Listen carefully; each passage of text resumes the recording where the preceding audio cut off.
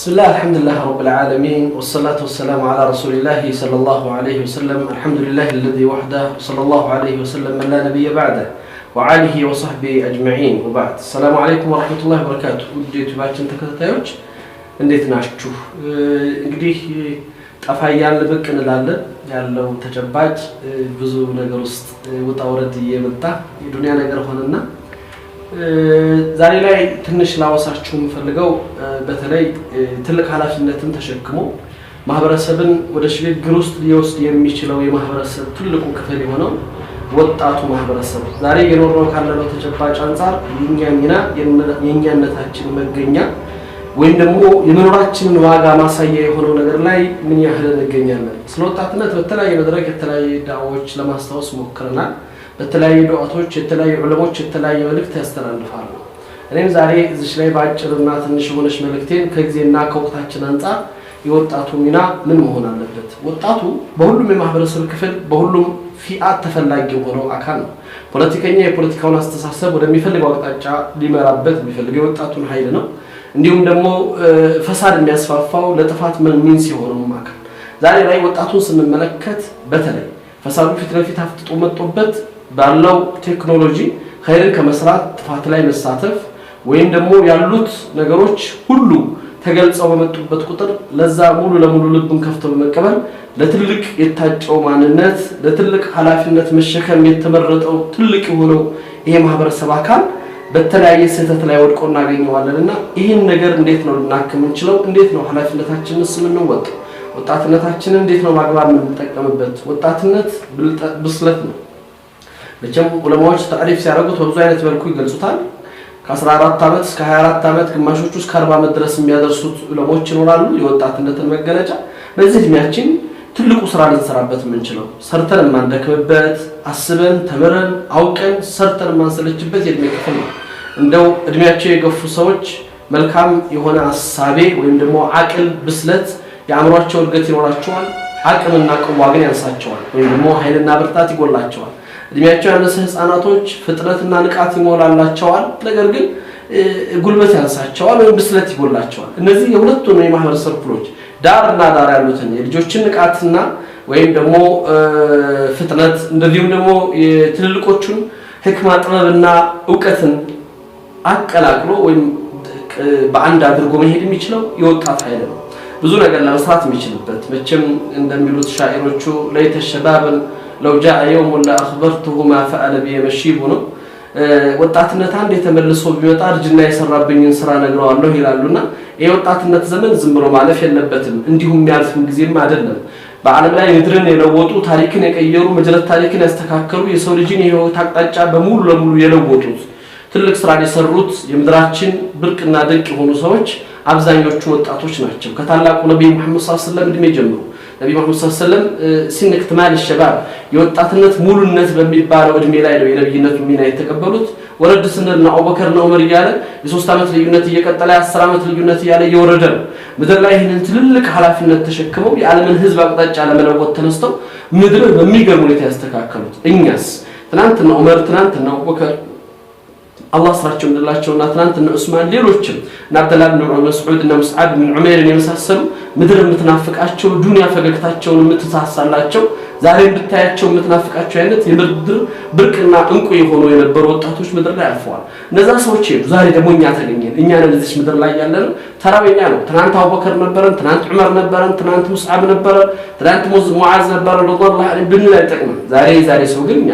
በትራንት ተረት ምንኖር ሰዎችም አይደለንም አው የነሱ መልካም ተግባር የነሱ ኸይር ስራ ለኛ መነሳሻ ለኛ ወደ ተሻለ ደረጃ መሸጋገሪያ ምክንያት ሆነና በሴቱም በኩል ብንሄድና አስማ ቢንት አቡበከር እናታችን አይሻ የመሳሰሉ የዚህ ኡመት ድንቅና ምርጥ ሴቶቻችን ማለት ነው በእውቀቱም በጀግንነቱም በኃላፊነት መወጣቱም ትልልቅ ስራ መስራት የቻሉት ዛሬ ግን እኛ ምን ላይ ነው ያለነው እነዛ ሰዎች ጊዜያቸውን በምን አጠፉት ጊዜያቸውን በምን ተጠቀሙበት ምን ሰርተው ሄዱ ብለን ስናስብ እኛና እነሱ ያለንበት ርቀት ጎልቶ ይታየናል ያለ መለወጥ ነው መንቀሳቀስ ያለብን ያለ መቀየር ነው መነሳት ያለብን በተለይ ዛሬ እንደ ሀገርን እንደ ማህበረሰብን ለመለወጥ ትልቁ ሚና የሚፈልግበት ለውጥ በአንድ ማህበረሰብ ውስጥ ሲመጣ ያንን ለውጥ ወደ ተሻለ ደረጃ እንዲሸጋገርና የተረጋጋ ሆኖ ለኡማ ለማህበረሰብ እንዲጠቅም ማድረግ ኃላፊነት ያለው ወጣቱ ላይ ነው በዚህ ንቃቱ በዚህ ብልጠቱ ከጥፋት ከመጥፎ ተግባራት ተቆጥቦ ራሱን ይዞ ለሰው ዘር የሚጠቅም ለምድር የሚበጅ ለእምነቱም ለሀገሩም የሚጠቅም ነገር የመስራት ኃላፊነት ያለው እዚህ ኃይል ላይ ነው። ለሌላ ነገር ከተጠቀምንበት ወጣትነታችንን ክፋቱ የከፋ ነው። ለዚህ ነው ዛሬ ላይ የምናያቸው አንዳንድ አስደንጋጭ አስከፊ ነገሮች በወጣቱ አካል ሲፈጸሙ ነው የምናያቸው። ይህ ወጣትነት ግን አላህ እንደዚህ ትልቅ አድርጎ ለብዙ ኃላፊነትና በዚህ እድሜ ላይ ያለው ወጣትነት ዛሬ ምን ላይ ያለው ናም ትናንትና እኮ ኡሳማ ብን ዘይድ ነብዩ መሐመድ ሰለላሁ ዐለይሂ ወሰለም 16 17 ዓመት እድሜ እያለ እና አቡበከር እና ሰዓድ ብን አቢ ወቃስ እና አምር ብን አስን የመሳሰለ ጀግኖችና በምድራችን ላይ የነበሩ አቅላቸው አእምሯቸው ድንቅ የነበሩ ሰዎችን እንዲመራ መርጠውታል፣ ለኃላፊነት አጭተውታል። ያ በ16 ዓመት እድሜ ያለው ወጣት የነብዩ ሰለላሁ ዐለይሂ ወሰለም አይን ሞልቶ ለዛ ኃላፊነት ለመመረጥ እንዴት ያንን ነገር መታጨት ቻለ ብለን ስናስብ ይገርማል። እኛስ እንኳን ለዛ አይነት ኃላፊነት ቀርቶ ለትንንሽ ለመንደር ለአካባቢያችንና ለሰፈራችን ኃላፊነት መታጨት የምንችል ሰዎች ነን። ለሁለት ለሶስት ጓደኞቻችን መምራት የምንችልበት ተጨባጭ ስለሆነ ያለው ሰው መምራት ቀርቶ ራሳችንን መምራት ይችላል። በማንነታችን በባህሪያችን በአስተሳሰባችንና የኖርንበት ባለው ተጨባጭ ወዴት እየሄድን ነው? ምን እያደረግን ነው? ምንስ ነው እየሰራን ያለው? በምንድን ነው ጊዜያችንን የምናሳልፈው? ይሄ እያንዳንዳችን ራሳችንን ጠይቀው የሚገባ ጥያቄ ነው። ይሄ እድሜ ዝም ብሎ ሊሄድ ይችላል። መሄድ ብቻ አይደለም፣ ጠቅለልም የምንሄድበት ነገር ሊመጣ ይችላል። ሰዎች ሞት የሚባለው ነገር በእርጅና የሚመጣ አይደለም፣ በበሽታ የሚመጣ ነገር አይደለም። ብዙ ወጣቶች የኛው ጓደኞች የኛው ወንድሞች ከኛ በታች ያሉ ልጆች ሳያስቡት ድንገት ሲሄዱ እያየን ነው። ምን ይዘው ሄዱ? አላህ ጋር ምን ይዘው ተገናኙ? ምንድነው እነዛ ሰዎች ለመኖርና ለመኖራቸው የሚታወሱበት ተግባራቸው ምድር ላይ ያበረከቱትና ያሳለፉት ብለን ስናስብ ሁላችንም ራሳችንን እንጠይቅ ያደርገናል። ከዚህ አንፃር የኔ ድርሻ የኔ ኃላፊነት ምንድነው? ነገም ዛሬ ሞዴል አድርጌ ለመርጣቸው የሚገባ ለምድር መልካምን ያበረከቱ የተሻለ ነገርን የሰሩ የተሻለ ሆነው ተገኝተው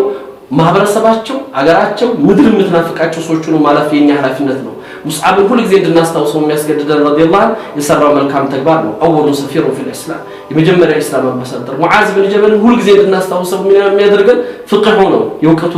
ግንዛቤ ነው። በ20 ዓመት እድሜው ለትልልቅ ሪሳላ በነብዩ ሰለላሁ ዐለይሂ ወሰለም መመረጡ ነው። ዘይድ ብን ሳቢትን ስናስታውሰው ያ ሐሚል አልቁርአን ቁርአንን ለመሰብሰብ በሁለት ኸሊፋዎች የመመረጥ ኃላፊነት የተሰጠው በወጣትነት እድሜው ለዛ ትልቅ ደረጃ እንዲሸጋገር ምክንያት የሆነው ያ ታላቁ ሱሐባ ያኔ እነዚህ ሰዎች ማንነታቸውን ስናስታውስ የሰሩትን ስራና የኖሩትን እድሜ ያሳለፉትን ጊዜ ስናስብ እኔ አንተ አንቺ ያንዳንዳችን ዛሬ ምን ላይ ነን ብለን እንድናስብ ያደርጋል። ወንዱ ትንንሽ ተግባራቶችን መስራት ትንንሽ